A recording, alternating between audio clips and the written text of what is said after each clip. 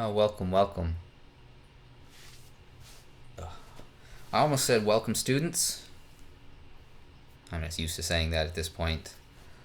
I had to teach 2 online classes, and I probably said hello, welcome, students, about, I don't know, 40 times or so across the 2 courses, plus the bonus videos and stuff.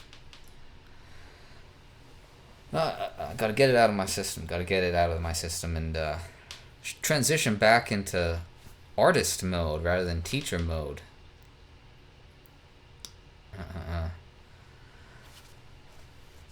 Just give myself a second to shift over.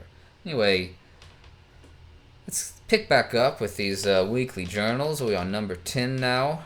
It's been quite a while, a semester. This is the beginning of the summer, and I got 13 weeks, including this one, to finish this album. Yeah. So over the course of the next 13 weeks, every Saturday, hopefully, I'll be making a video. A little bit different than I started with, though. I kind of learned from my past endeavors. I don't want to be a teacher while I'm doing art, and I don't want to make a bunch of PowerPoints and stuff and try to explain things and educate, particularly.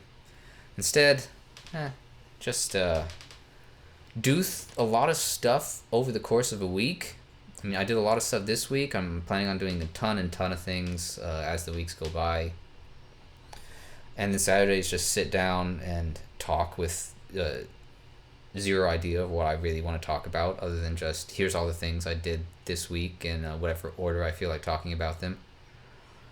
And hopefully by week 13, I'll have an album. And the only thing that's going to stop that is, I don't know, I die or hospitalized or something, I guess. Because wherever I am with the album, it's going to get released this summer. I can't have it on my mind anymore. I got to move on to different topics, to like research and stuff for my art. I've been spending too much time with attention and trees and all these things that keep coming up in this album. I'm going to pick some new topics that can expand on that, and I can learn some new things, expand my guitar skills and singing skills and songwriting skills while working towards a new direction. So I'm going to finish this up this summer, hopefully. Yeah. So all I have is this one thumbnail for the YouTube video. I designed this, I guess, album logo. I'm not sure if it's the finalized version, but it's a version for Who Counts the Trees. I guess I can just explain it now. It's I've had the idea in my head of making a shirt that's like a spray painted version of the like no face symbol thing that I use as my artistic symbol. Talked about it before. Yeah, and I need to make a T-shirt every once in a while to practice my graphic design skills. But then, I don't know, kind of transformed into a more album-related thing. And instead of a spray paint, use a static. And instead of like the shaded area or whatever, it's trees. 2,000 trees to be exact. Exactly 2,000 trees. Just inspired by the music festival I went to that inspired the themes of this album. Some of the themes of this album and some of the things I worked on, like focusing on body movement stuff and focusing on like trees and attention even. Like I've at the festival saw the band Idols, probably my favorite band I saw, and that's what the like colors of this are sort of based on as well, sort of a slight reference to that. And they were very active, physical band, And I noticed that with all the other bands at the festival, they were all the active physical ones that moved around and jumped around and really got into the music and screamed and did fun things with the audience and stuff. Those are the ones who stood out to me and got the crowd hyped up the best, and it's like infectious energy and enthusiasm. So I applied that quite heavily to like myself and my music by forcing myself to move more during playing guitar. That's cataloged in my YouTube videos, and then I practice it in class, and like definitely practicing on guitar and thinking about it and working on it helped me in class to like walk around and express more with my voice and express more with my body and stuff. I'm also learning ASL to practice moving my hands more with words, and that's going well. But all that body movement stuff and whatnot inspired by the 2000 Trees Festival, so I made sure 2000 trees exactly. Let's see, yeah, my goal is to get rid of all this crap that's open on my computer so I can start Sunday with nothing else. So I'll just show you how I made it from beginning to end. Let's move me over here. So I started with, I created a static circle and then edited the points in PowerPoint to make it a little more chaotic looking. And the static itself, very symbolic within the album, especially a few songs like Daydream HD. And then I put just a colored version of the no face thing to serve as the ground. And I created like one little tree icon.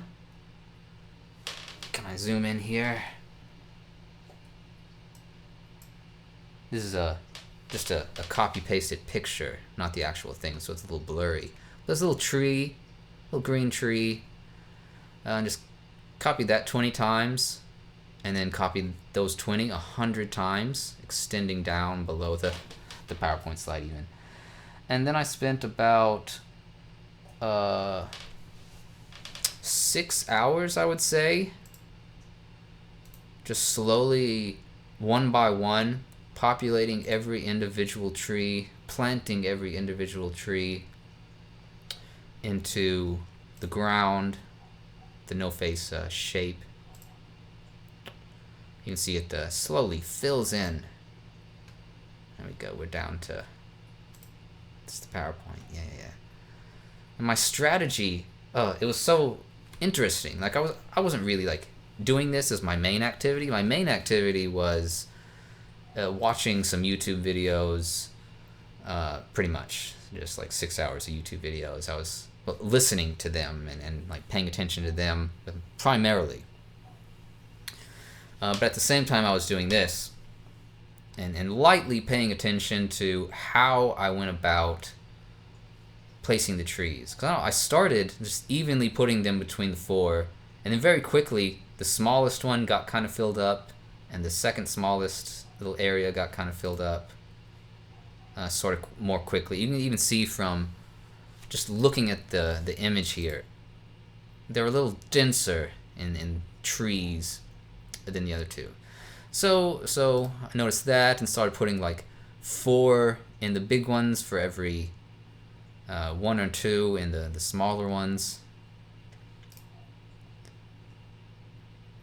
And just placing trees in the place where, like, you can just look at it as a whole. You can take a step back from it when you place a tree and see, oh, there's the most orange is right over here, and then I grab the tree and put it over here to kind of just fill in the spaces as much as possible. And then once the spaces started to get kind of filled in, it became more about the like patterns. Like I would notice that 2 trees are like too close to each other, so I tried to put like a third tree there to make it look more natural. or like two trees were like identically had like identical height, and it looked a little weird, so I had to like put a tree there to mess it up. And you started to see like clusters and stuff where I like correct mistakes and try to make it look a little more natural. And then more just filling it in and filling it in. At some point around here, it became full enough that my strategy changed again to find like the little orange bubbles and to find individual trees, like a tree that is in like a clearing by itself. And then I would intentionally give it a friend.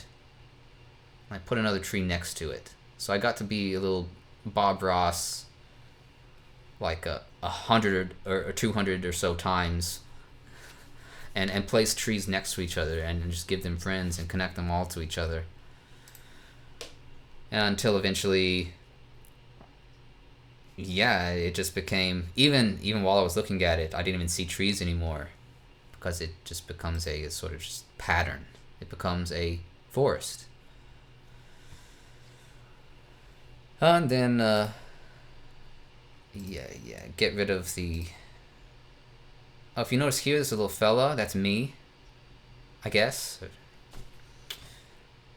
That's why I had to stick him in at the end as well. So he's in there somewhere. Or I'm in there somewhere. I know exactly where I am, to be honest. I'm not going to tell you where I am. Like, if you search for it, you can probably find it somewhat easily if you have like a big screen, or you like, I don't know, if you're watching this on like a TV far away or a phone, you probably can't, but I placed it in a position where I could easily find it.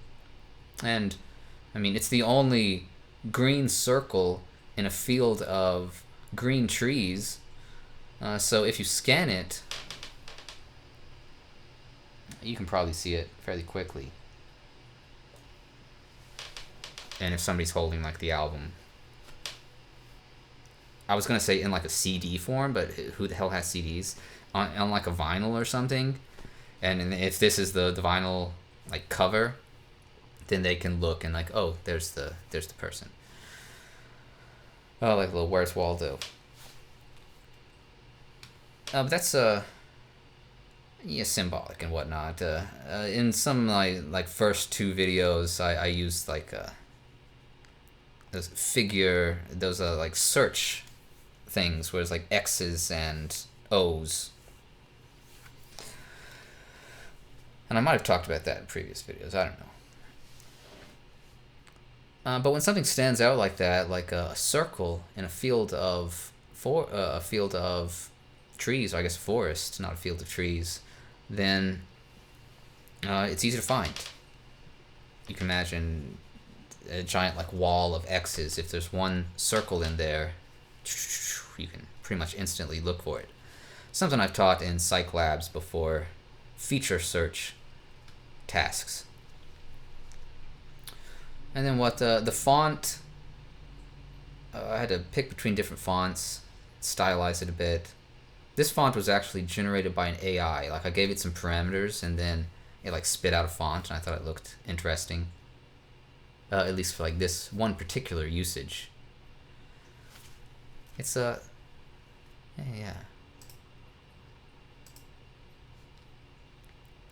So I think it does a good job of capturing a whole ton of different little aspects of symbolism and themes within the album, while also being like visually nice, I think, and having some deeper meanings, some stuff to look for, and as well, it still sort of like resembles like a punk rock, like you spray painted your band logo on a t-shirt. It has that kind of look, especially from like far away, until you get closer and actually can see the different little trees and stuff. It's good. It's good. You know, I conceived it yesterday, and then yeah, like I said, 6 hours or so, but all the themes and stuff have been conceived over the course of years. And then, as I do with most things I design, I like making t-shirts out of stuff. Even though this is probably only like a prototype and I'm going to make changes to it. Like, there'll need to be a version with bigger words so it's easier to read, especially for like an album cover or something. But, or like stickers or something if I want to make, so I'll make different versions of it. But for now, it's a t-shirt. Picked a nice, lighter, shorter green. And my thought is, like, if you're far enough away that you're seeing it like this, and you can't really make out the words, it just is like an X. It's that no face symbol spray painted with white or whatever on a shirt. Spray painted. It's obvious that it's not spray painted because it's a different color, but I'm fine with that. It looks interesting. It stands out well. I could have made it all the same color if I felt like. I like it being a little bit darker. And then people walk closer. This is a crappy image, by the way. I don't actually have the shirt yet. I just ordered it, so this is like a preview image. If you walk closer, then you can make out the words, and then walk a little bit closer, you can make out that there are actually like individual like trees. And then if you get close enough where I tell you about it, then you'll know that there's a little person in there, and then you can find them. And I'll tell you about the symbolism and stuff of it. So overall, I like it. I like it. It's like my songs, where you look at it at a surface level, and it's just like, yeah, whatever.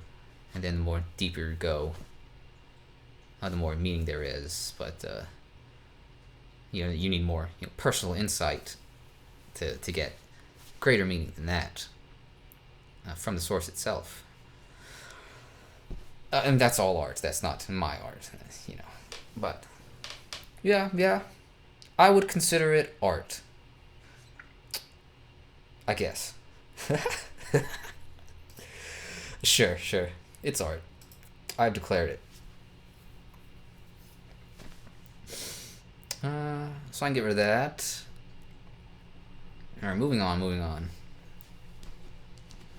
I do have a little list of topics I wrote down while I was eating lunch today.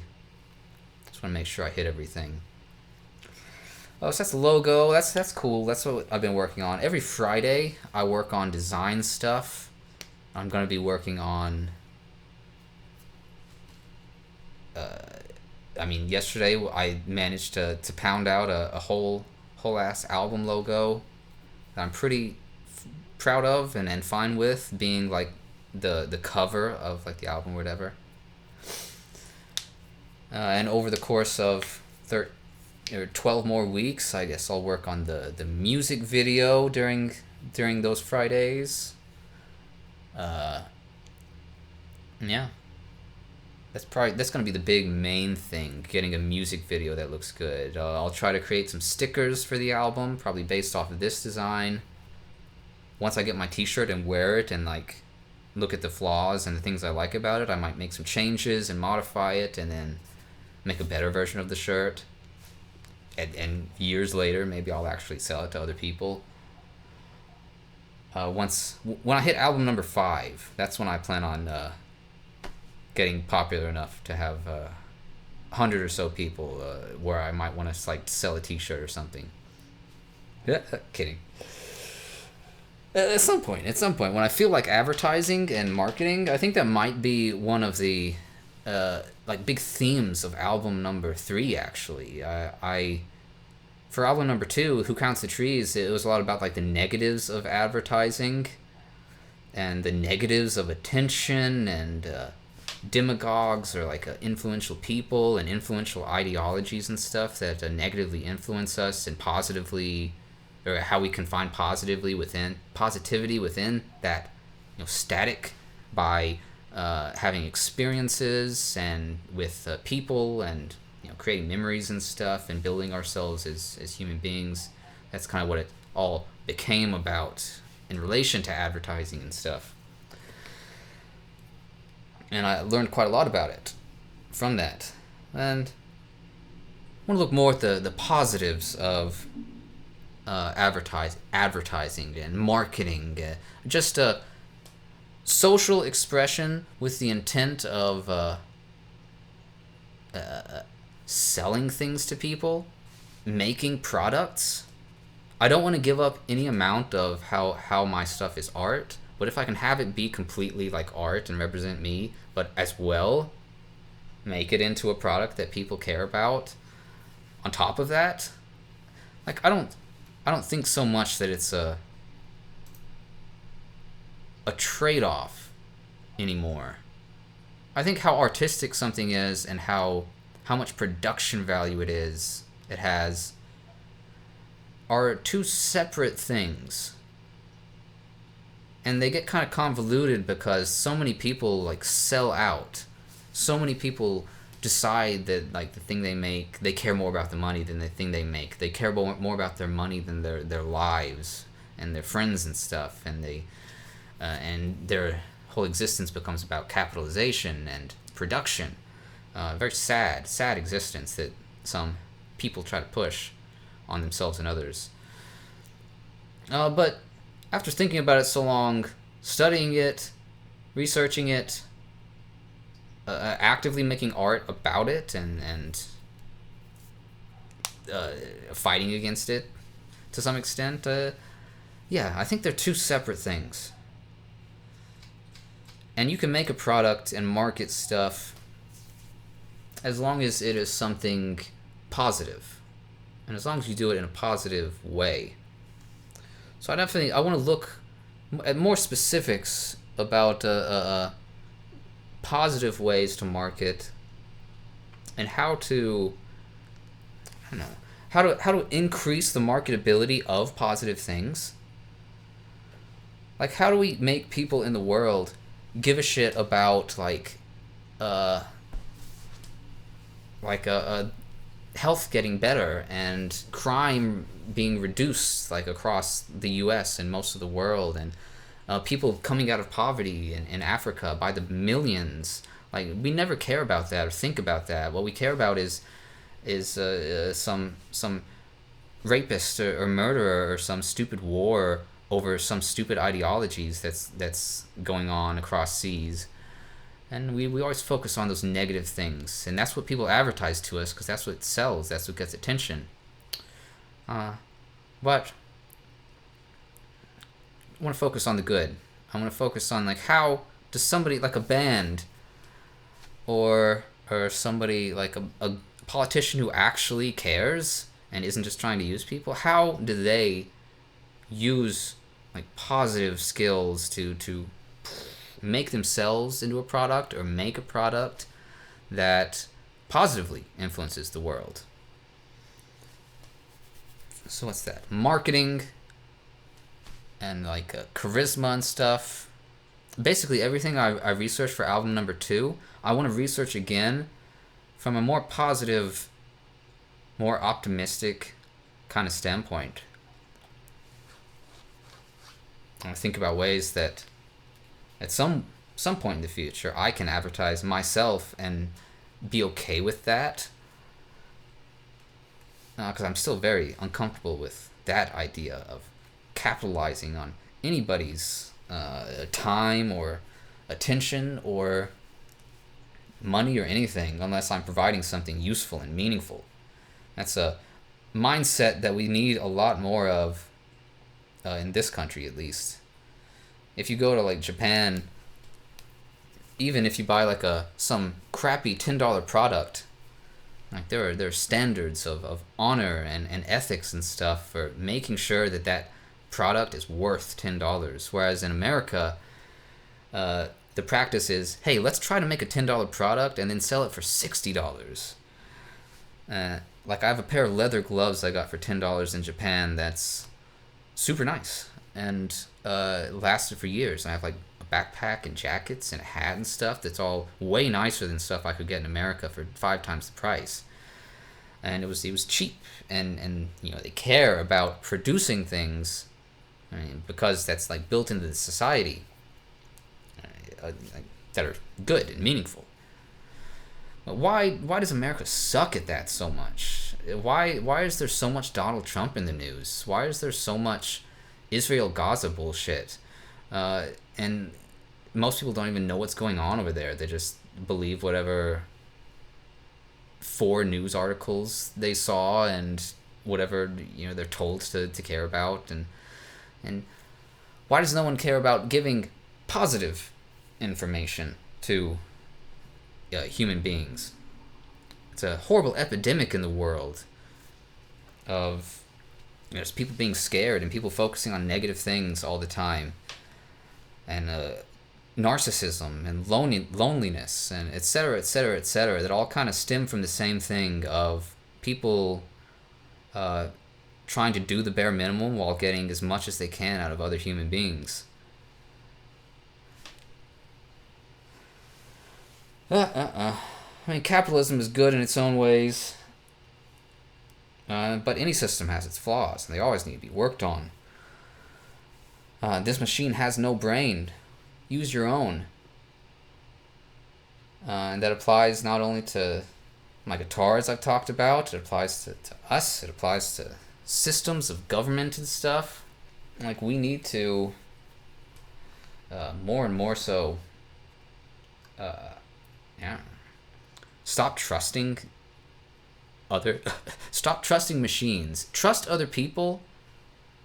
Don't trust a corporation or a news site or a person when they are just doing their job, because that's code for they are fucking you over for money, or they are doing the bare minimum to just get by with whatever. That's a horrible thing in any sort of system. If somebody's just doing the bare minimum to get by, it's bad for them, it's bad for the system. So capitalism only works if everyone under capitalism puts effort into improving it, which means pointing out its flaws and ways that it can improve, and highlighting the positives.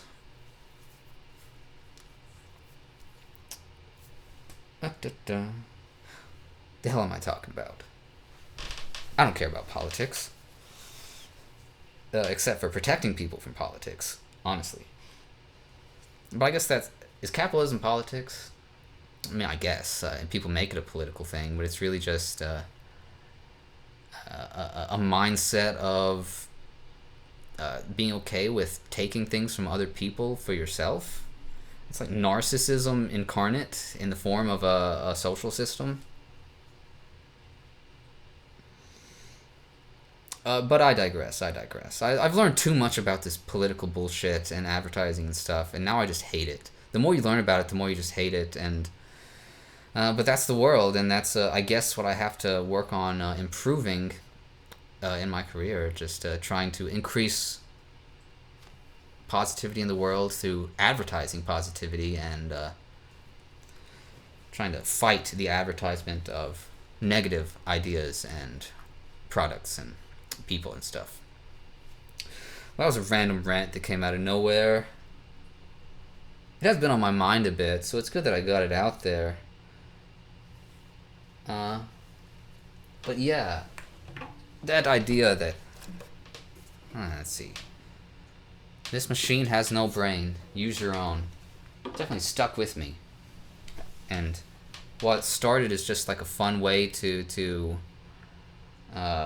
talk about like instruments and slap a Woody Guthrie like sticker on my guitar that says an interesting thing related to psychology. Just being part of the education system, which is a machine that's made up of a bunch of small little individuals within it. It just gets me thinking about it more and more, especially just running into problems with people in education over and over and over and over again.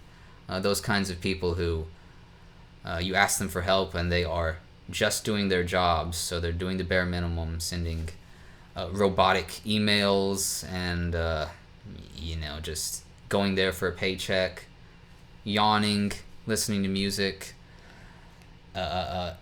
sending little dismissive, robotic emails, like I said, and doing the bare minimum in their job.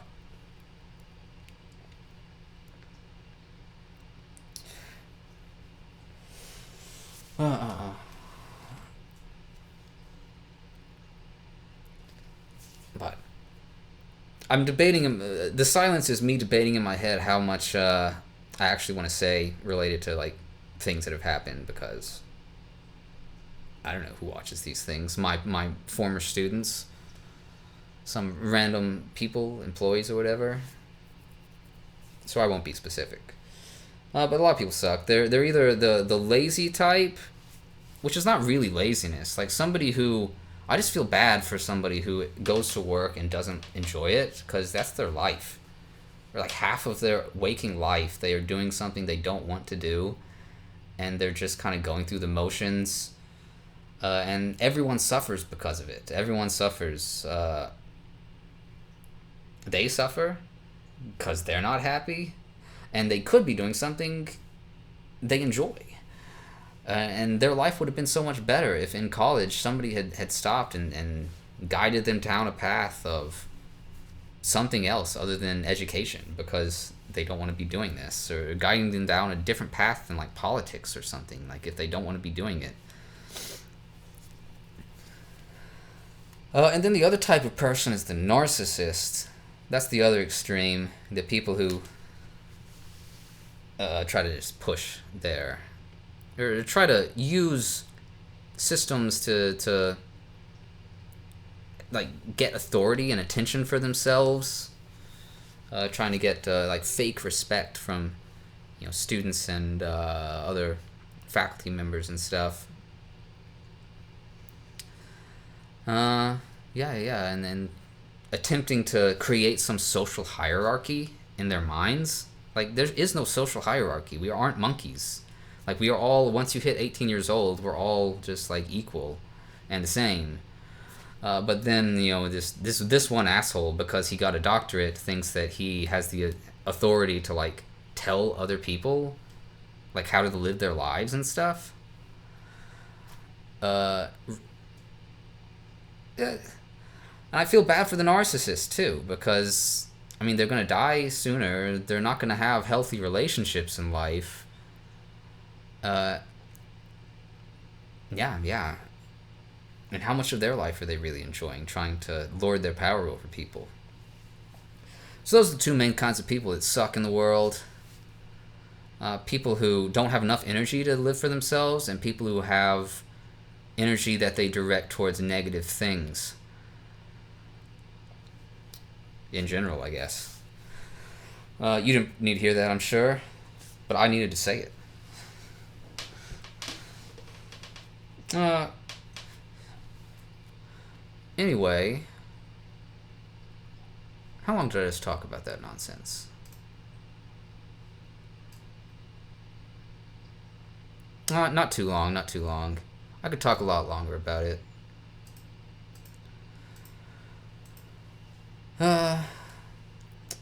Let's see. Anyway, I gave a talk on Taylor Swift. I mean, that's on the video version of it is on the YouTube channel, which I made for my online class. But I did a much longer version in person. I'm not going to talk about it too much. But one regret I have... What is this? One regret that I mentioned in that video. So I didn't get to dance. Didn't get to dance for my online students. I've only ever danced in public, I don't know, 3-4 times in my life that I can remember. I mean, by dance, I mean not like slow dancing, because that's not really dancing. If you go to like a... Okay. I was about to say, if you go to like a middle school dance, but put yourself in the mind of a middle schooler or a high schooler. Like, if you are a middle schooler and you go to a middle school dance, or a high schooler and you go to a high school dance, you're dancing.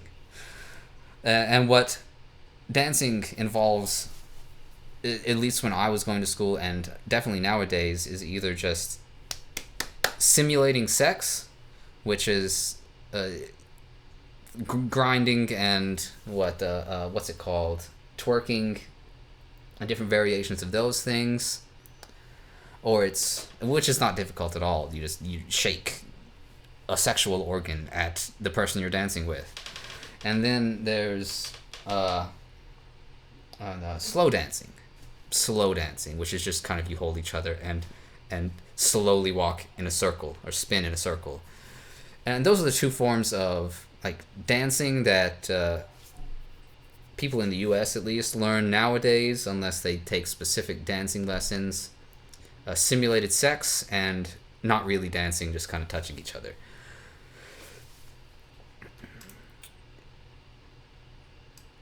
So I'm not talking about that kind of dancing. I'm talking about like actual dancing of like you're on a stage or something and you move your body around and it has some artistic meaning to it. There's something behind the dance other than just the implied act of intercourse. I love using overly scientific and explanatory words talking about sex and stuff. I mean, I have to talk about it for an entire week longer in my classes, so students find it very interesting, especially when I break it down to a scientific observation level like that, like you're observing humans from the outside. For things like sex and death and like taboo topics, that's usually how I approach them. I find it hilarious. I find it hilarious to call twerking simulated sex.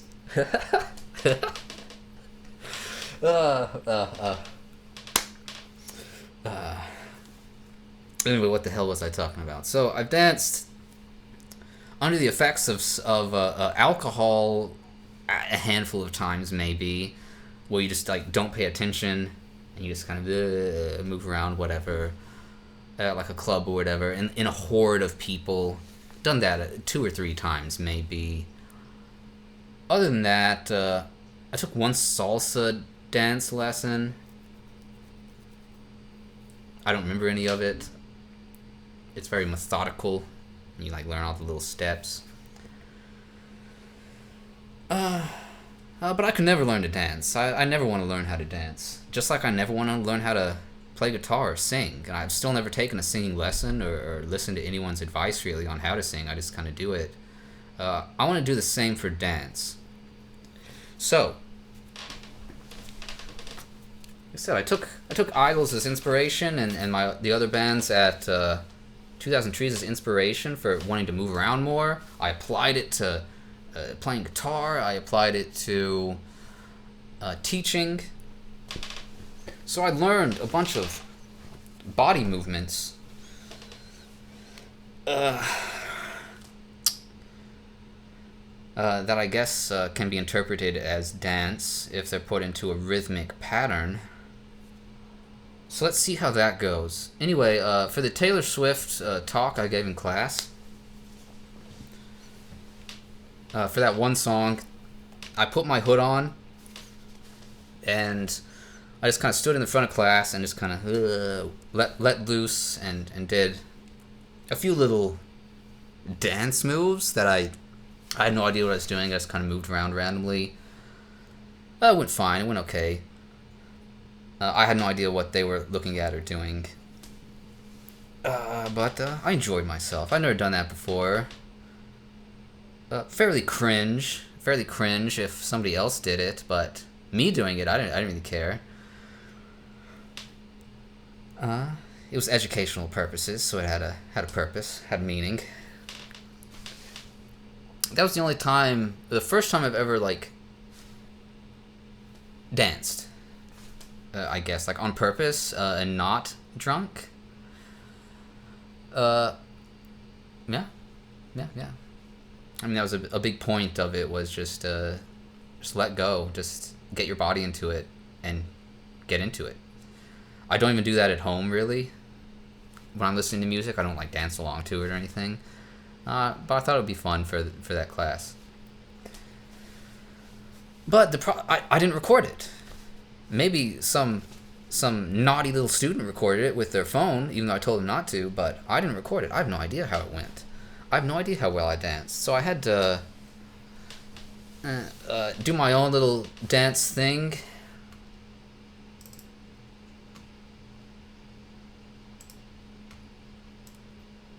Oh, here we go. So how I did this is I recorded myself playing the song I've been working on over the last 2 months. It's called Holographic Scarecrows. It's about parasocial relationships and other things. But I recorded myself playing this. This is the first time I've ever recorded myself playing it. And I did it on the first take, which means I just set up my recording, like the camera and the microphone and stuff. I hit record. I got up. I played it. I sat back down. The same thing I did with the first ever YouTube video I made, where I just got home, played and recorded, put it on YouTube without really thinking about it. And that was my goal with this. And I originally wasn't going to dance. I was just going to play guitar to show off the body movements that I've incorporated into the song, because that was the big focus this semester. While I was writing and learning this song, Holographic Scarecrows, it's about parasocial relationships, but it's also about letting go and being like in the moment. By fully getting into something to go along with the body movement theme of this album.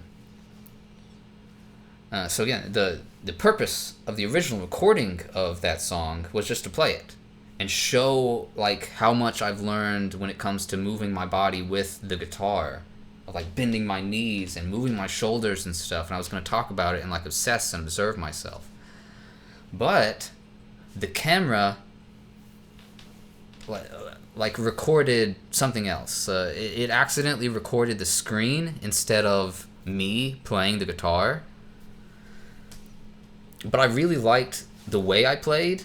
Like that one time, I only gave myself one time, and I made a few like mistakes. And at the end, I like completely like forgot what I was saying at some point, and then I slow down the song, which isn't part of the original song. And I think all of that sounds really cool, and it all just kind of happened naturally out of that one recording I did on the spot, like in the moment, which I think like fits with the song. So I didn't want to record it again playing guitar because I really liked that recording. It was spontaneous. It was the first time I'd done it. There were some interesting elements in it and like mistakes and stuff.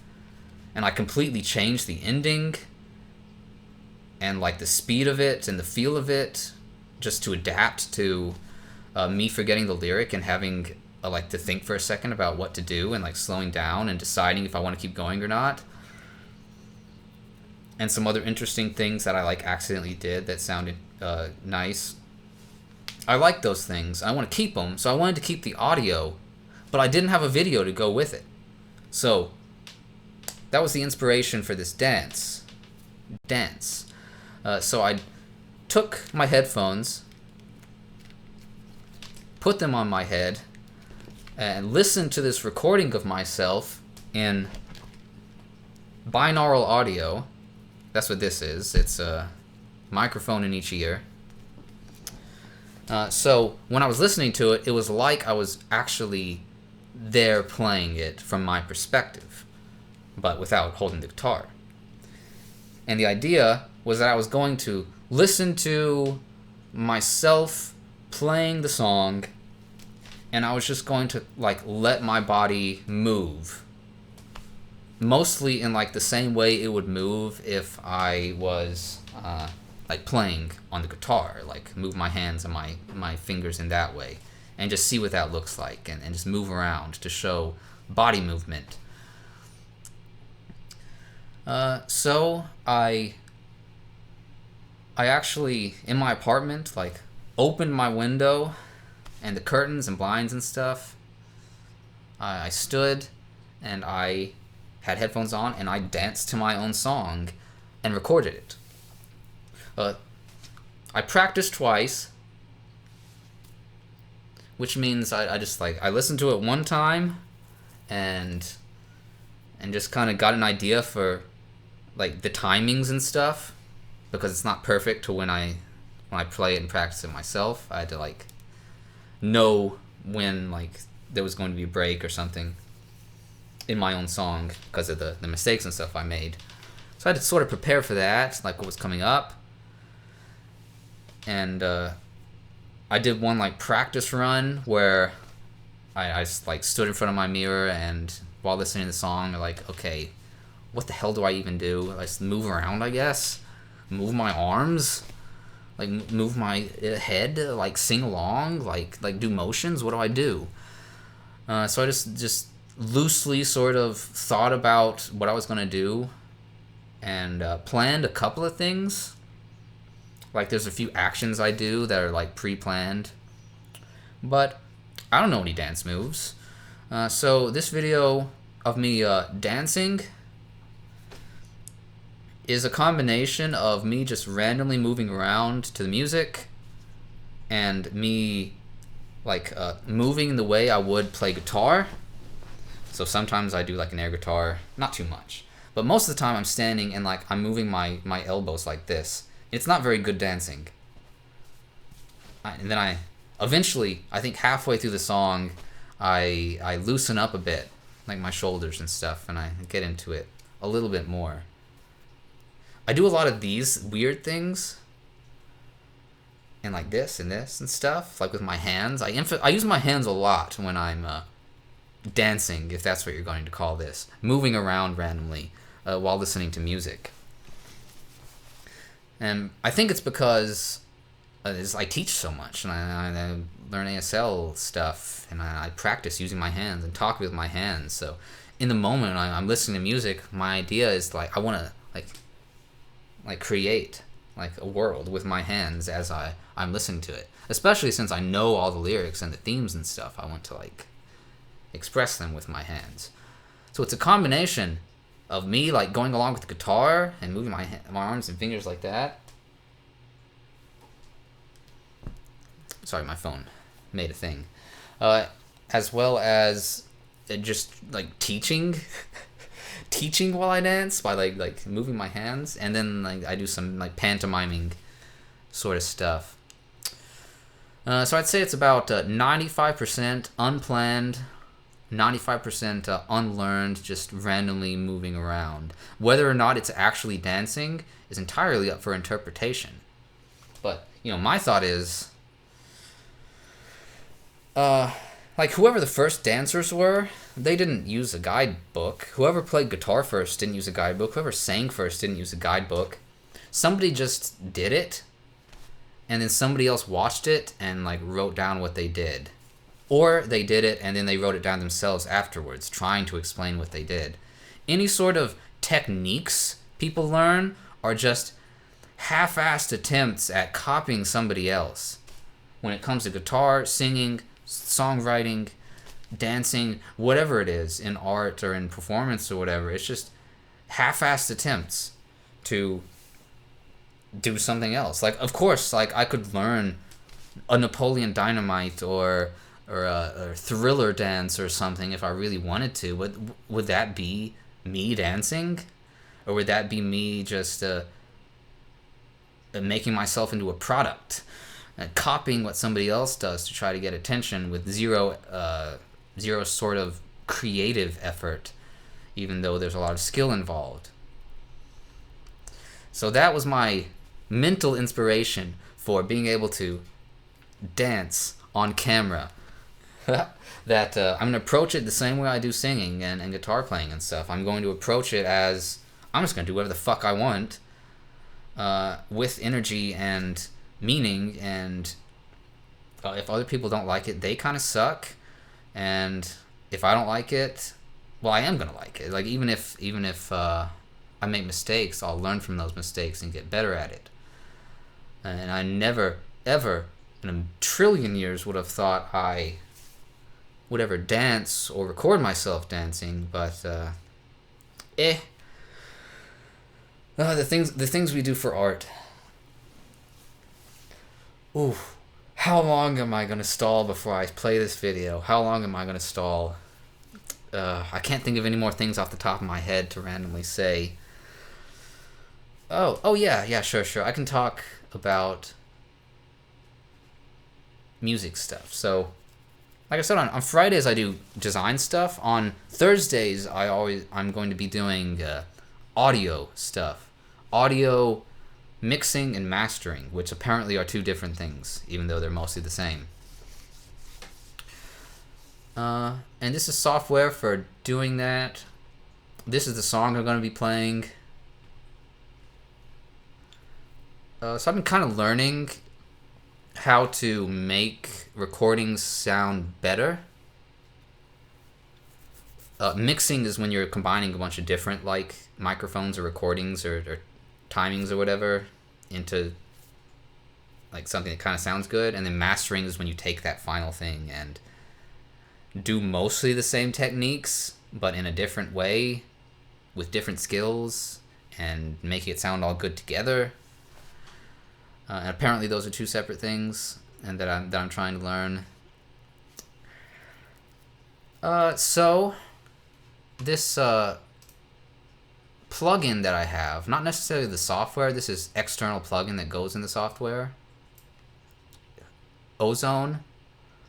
What it does is it uses an artificial intelligence to automatically master the software. Well, artificial intelligence. It's really just using some like pre-designed algorithms for making it sound a certain way, like it's from a studio or something. And then it gives you a chain of effects. In this case, with holographic scarecrows, this is the EQ or equalizer. So it is increasing the lower frequencies, the deeper notes here. It's increasing the higher notes here above 10K.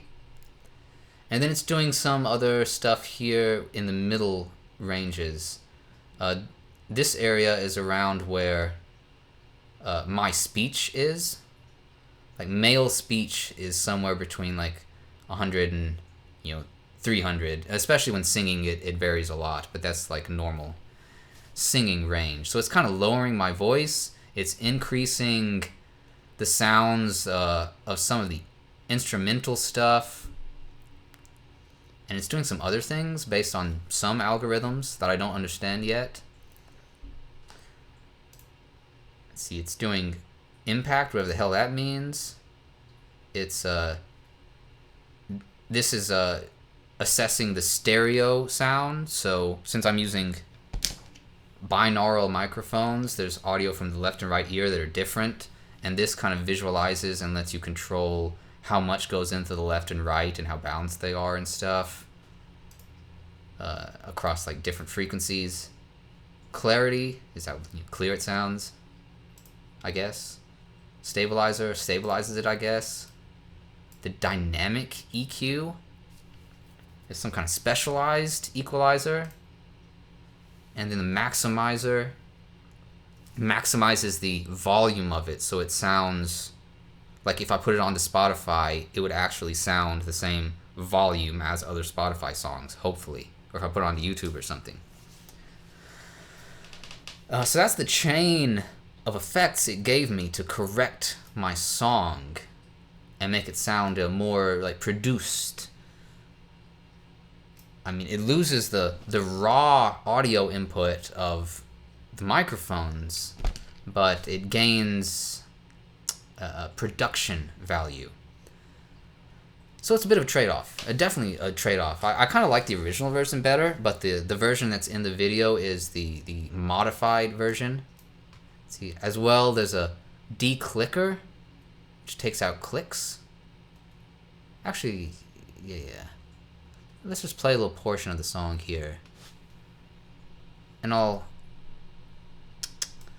will hit various buttons and stuff.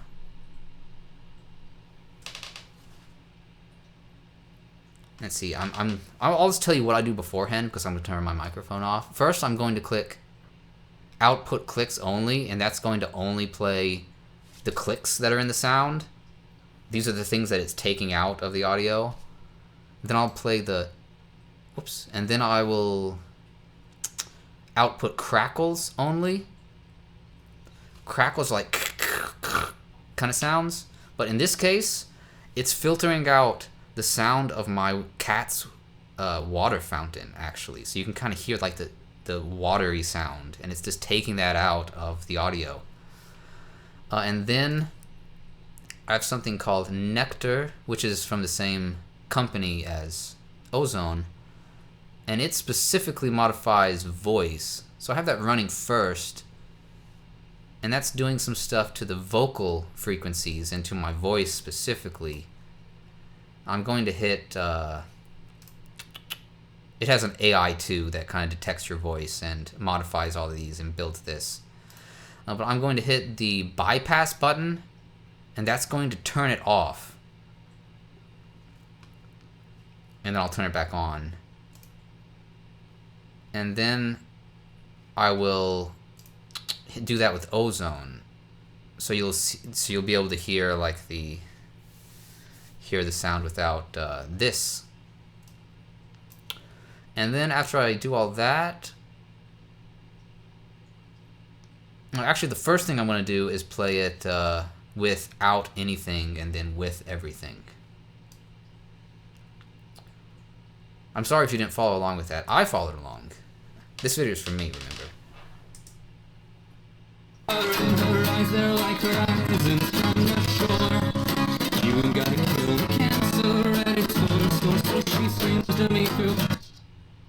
Woo.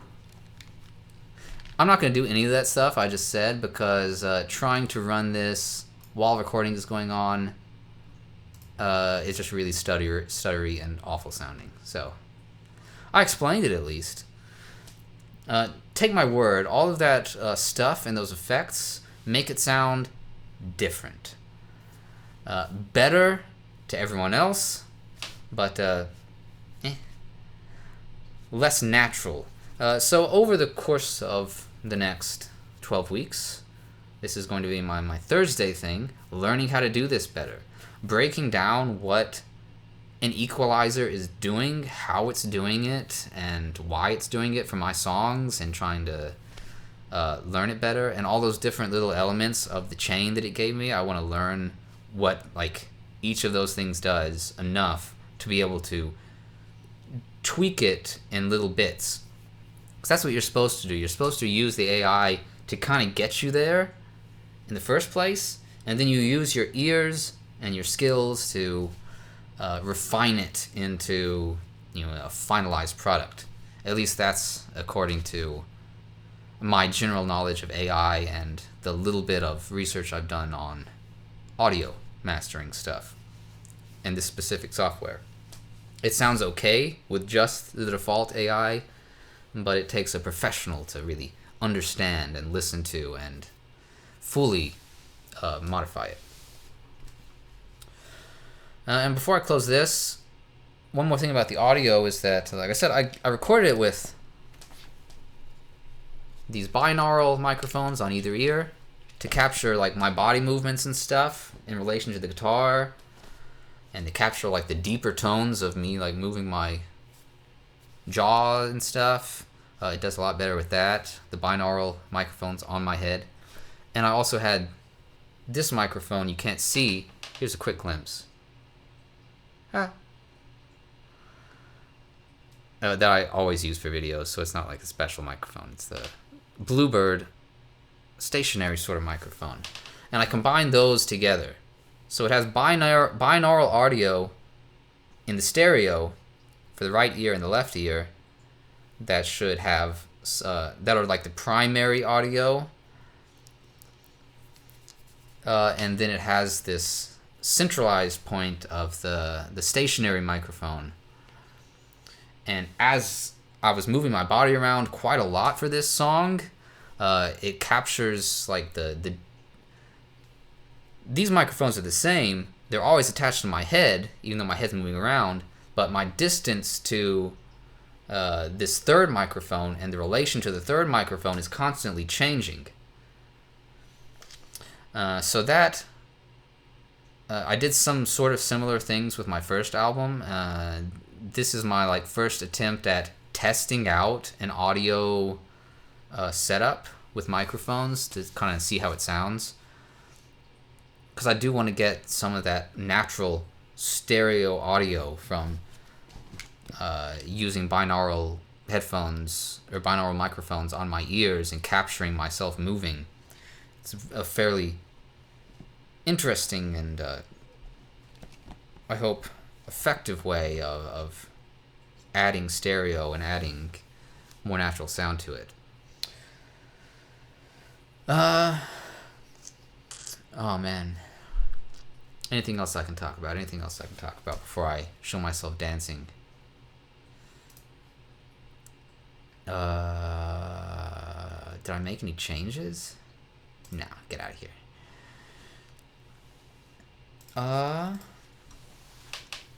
Let me check my notes here.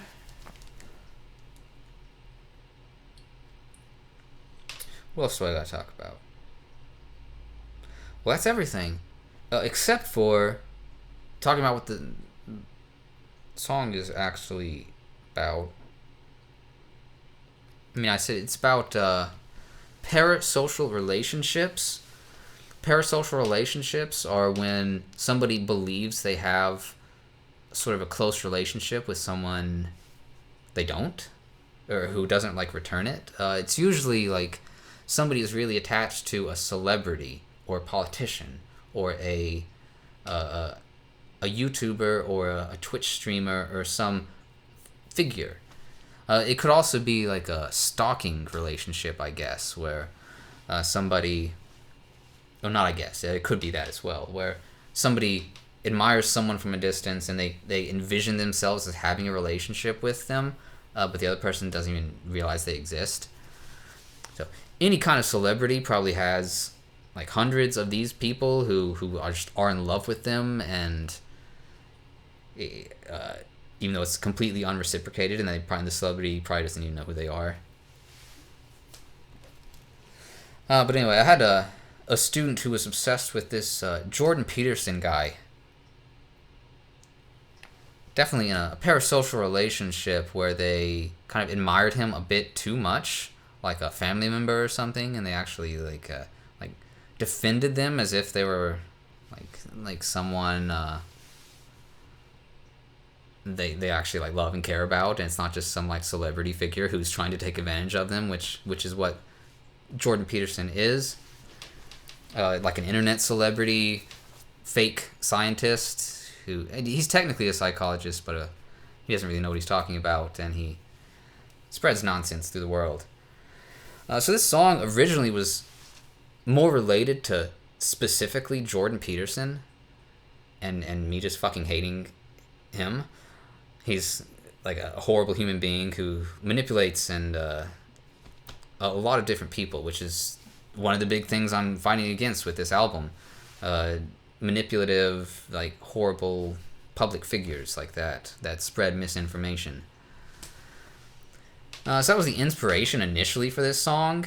Like Jordan Peterson is the holographic scarecrow. He is this character that people attach themselves to, and they use as like as a straw man for their own ideas. Like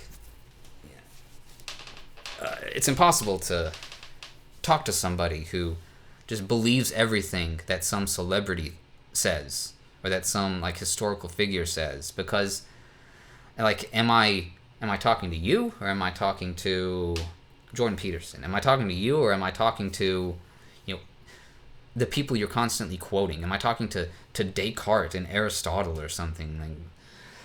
Like, get over yourselves. So that's the inspiration. parasocial relationships and people getting too attached to them and using them as like straw men or scarecrows to justify their own shitty behavior and beliefs. And so many people hide behind their religions, and they hide behind their celebrity figure of choice, and they hide behind their authority figures of some kind, and their politicians, and say, it's not my thoughts, it's somebody else's, even though I believe them blindly. Very sad way to live, to completely sort of give all of your ideas to someone else and just do whatever they say and kind of get obsessed with them, even though they don't know who you are or care about you. They just care about themselves and spreading their nonsense. Anyways, I know what I'm talking about. Again, most of you probably don't. I'm still trying to be sort of vague. Anyway, yeah, so that's the surface level theme. That is what's going on the outside. But I have to sit and practice this song every day, multiple times a day, over the course of a semester, because that's how I operate when the school semester is going on.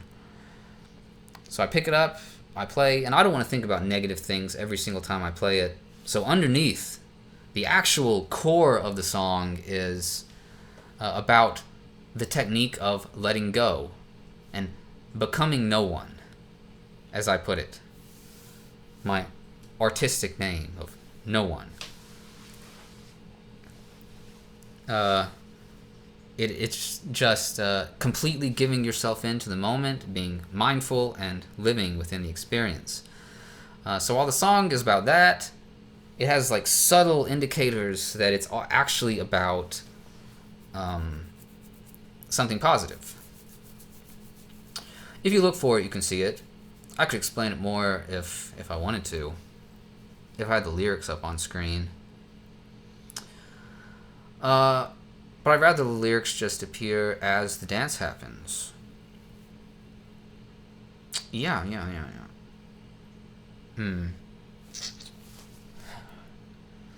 I need to think of something else to say. No. I guess we can just do it. Anyway, this uses binaural audio, even though it's not completely binaural. So that means headphones are preferred in order to get any sort of effect from things coming into either ear. I mean, when I listen to it, especially without like the effects and stuff, it sounds like I'm there and it sounds like I'm doing the movements, but I am the one who recorded it, and I know it so well that I can just kind of move along to it and stuff and sing along to it naturally. I have no idea how it translates to other people. Yeah, maybe I'll plan some study at some point to test like the effects of binaural audio stuff in different settings sometime in college. Who knows? Anyway, here's me dancing, quote unquote, to holographic scarecrows. It's a bit of a fucked up song on the surface. And what was I gonna say? I had one last thing that hit my mind in the middle of that sentence, but I forgot what it was. Oh yeah, in the video I kinda sing along to all the words. I'm not really trying to like pantomime or make this into like a music video. So I really shouldn't have done that. I don't know why I did that. I don't know, it just felt like the right thing to do. It just seems a little silly when I'm watching myself dance. Like I'm singing along to the whole thing. But anyway, here's holographic scarecrows.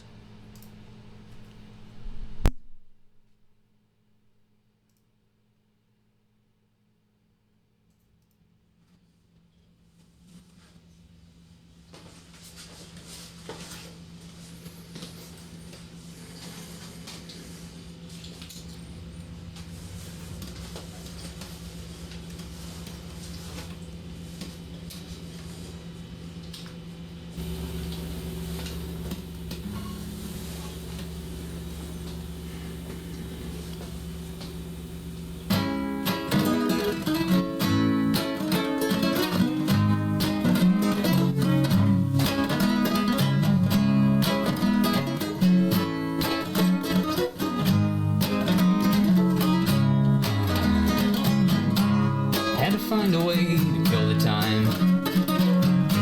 Too many hours in a day. Found an app for $19.99, meant to keep the crows away.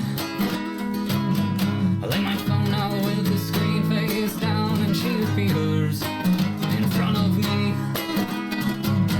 I lay my soul out with a whisper shout. She just smiles back, counts down from 3. Her speakers sing to me in binary. Oh, I can't hear it, but my eyes translate. In her dimensions only I can see. All my thoughts are wire-framed. I'm always bleeding from my fingertips, 'cause I reach inside and I touch the sun. But I don't mind the pain, it complements the alkaline that stains my tongue. Now I can't find the answers anymore, 'cause I've been biased by the comfort in her eyes. They're like horizons from the shore.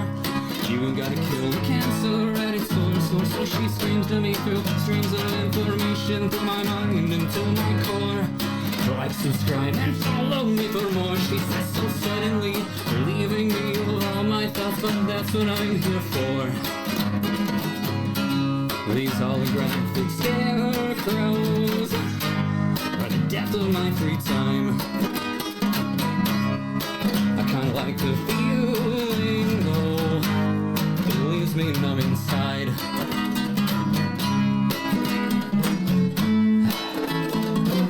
Forget everything. Open the windows, clear the room. The wind blows through it. You see only its emptiness. You search in every corner and don't find yourself.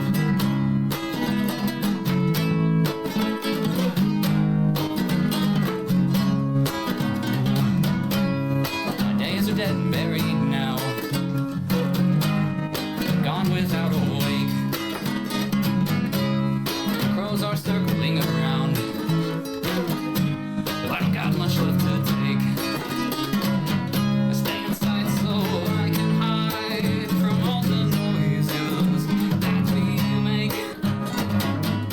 In the sky I barely recognize the constellations, I forget their names. She reboots daily between midnight and 2, and in those hours she forgets my face. In that time I paint the ceiling blue with specks of white that fall into space. I started saying things I used to miss when I go too long without her touch. And though I have to pay, I can't resist the appetites I've grown to trust. Now, my parasocial princess is a whore who walks around with any guy online for $19.99 and begs for more. You gotta kill the cancer at its source. Thought that's crossed my mind from time to time, to swim to the horizon from the shore. I can't deny my Wi-Fi paramour. I'd rather die alone. And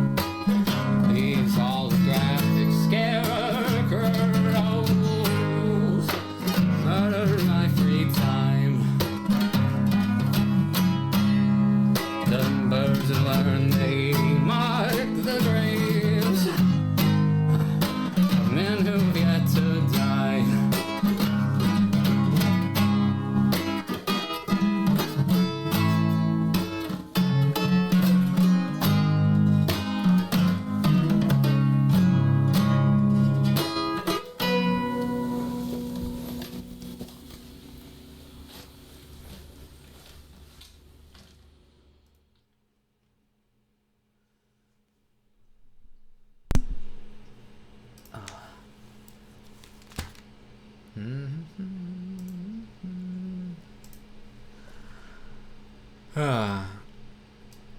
man, oh man.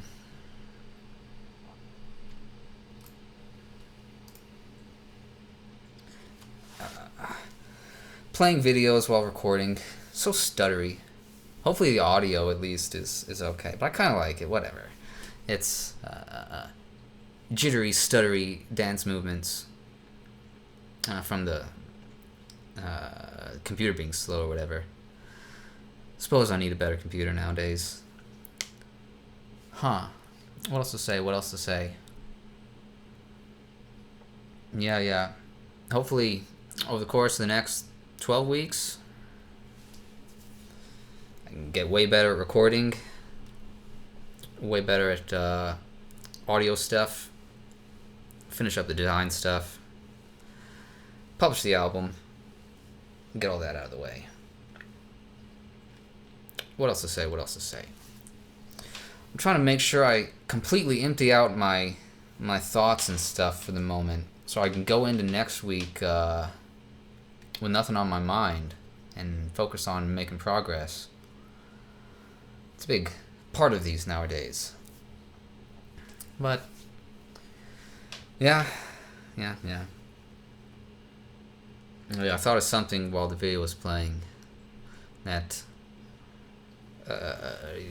two sides of it, or I talked about the two big themes of it: parasocial relationships and letting go, being no one. Both of them kind of the same process of giving up your mind and your thoughts and stuff to someone else. In that parasocial sense, it's you give up your life for that other person. I love Kanye trees in the background for this.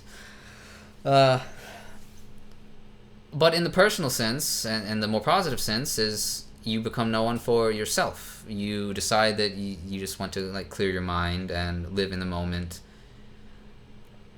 and completely give into that.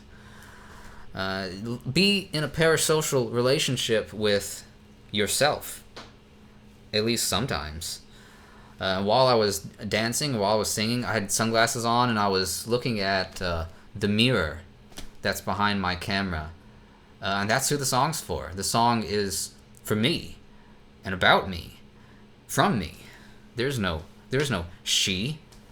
It is me connecting with and finding love and acceptance of, and completely giving myself into the person in the mirror, or the ideal person I could be if I stopped worrying about all the shit that I worry about all the time and am always anxious about everything all the time.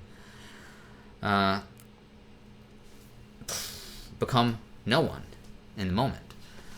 And then these journals are taking all the stupid crap that's been on my mind and all the stuff I've been doing over the week or so and releasing it out into the wild, so it's no longer on my mind anymore. It has been made into words, expressed, put out into public, so now I don't have to care about it anymore. I don't have to care about it anymore, and I can just do whatever comes next as myself. Yeah. Oh man, I really need to learn how to end videos. I always get so excited about beginning things. I always get so excited about getting into things, talking about them. Never want things to end, though. Never want things to stop. But I don't think I have anything else to talk about.